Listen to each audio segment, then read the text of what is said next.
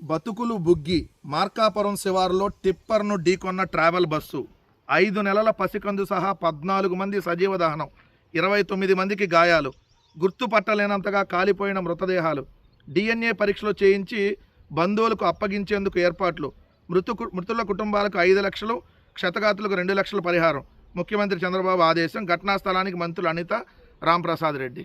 అంతా అయిపోయినాక వచ్చే ఉపయోగం ఏంది? 6 నెలల వ్యవధిలో 6 బస్సు ప్రమాదాలు జరిగినాయి ఆంధ్రప్రదేశ్ రాష్ట్రంలో. 6 నెలల్లో 6 ప్రమాదాలు అంటే ప్రతి నెలకు వచ్చి ఒక ప్రమాదం జరుగుతూ ఉంది. ఏ గుడ్డిగాడికి పళ్ళు దొంగతున్నారు? అంతా చచ్చిపోయినాక వచ్చి శవాలను దొత్తానికి వస్తున్నారా మంత్రులు? మీరేం చెప్తారు ఇక్కడ? ఏదైతే బస్సు ప్రమాదం జరగంగానే మొత్తం బస్సులన్నీ చెక్ చేస్తారు, 1 రోజు 2 రోజులు ఫైన్లు వేస్తారు, మళ్ళీ తర్వాత షరా మామూలే. పెద్ద మాఫియా ఇది, బస్సులు మాఫియా అనేది. ప్రైవేటు ట్రావెల్స్ మాఫియా నడుపుతుంటే ప్రభుత్వం ఏం చేస్తూ ఉంది? ఈ బస్సుకు సంబంధించి చూస్తే ఆల్రెడీ ఈ ప్రమాదం జరిగే 1 గంట ముందు ఈ బస్సుకు సంబంధించినటువంటి స్టీరింగ్ బేరింగ్ చెడిపోయింది. గంట పాటు అక్కడ ఆపారు. ఎక్కడిది? మిల్లంపల్లి టోల్ గేట్ దగ్గర 4 గంటల 10 నిమిషాలకు ఉదయం ఏదైతే టోల్ గేట్ని క్రాస్ చేయంగానే అక్కడే పక్కన ఆపి ఏదైతే మెకానిక్ని పిలిచి రిపేర్ చేయించి మళ్ళీ స్టార్ట్ చేశారు.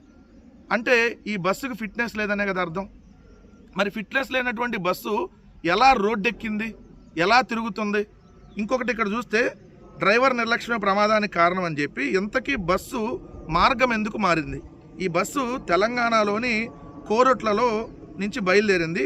తెలంగాణ జగిత్యాల నుంచి బుధవారం సాయంత్రం 5 గంటలకి బయలుదేరింది. తర్వాత కోరుట్ల, తర్వాత నిర్మలు, తర్వాత ఆరుమూరు, తర్వాత భీమ్గల్లు, తర్వాత సిరికొండ, తర్వాత రామాయంపేట, తర్వాత మేడ్చల్ అంటే ఏదైతే తెలంగాణ. అక్కడి నుంచి ఆంధ్రప్రదేశ్లో పల్నాడు రావాలి. ఫస్ట్ పల్నాడు జిల్లాలో వినుకొండ రావాలి. వినుకొండ నుంచి దర్శి, పొదిలి, కనిగిరి, పామూరు మీదుగా నెల్లూరు జిల్లా కలికిరి వెళ్ళాలి. కానీ వీళ్ళు అక్కడ దర్శి రాకుండా వినుకొండ నుంచి ఎటు వెళ్ళారు? వీళ్ళు వినుకొండ నుంచి ఎర్రగొండపాలెం మీదుగా మార్కాపురం వెళ్ళారు.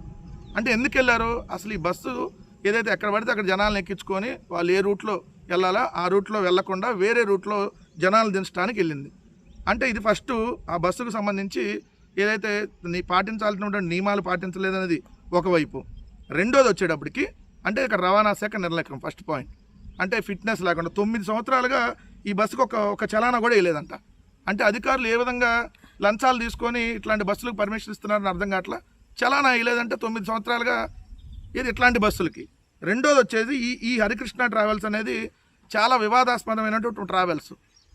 2 సంవత్సరాల క్రితం హైదరాబాద్లో ఈ ట్రావెల్స్ బస్సులో ఒక మహిళపై ట్రావెల్స్ బస్సులో మహిళపై డ్రైవర్ అత్యాచారం చేశాడు. ఇదే హరికృష్ణ ట్రావెల్స్.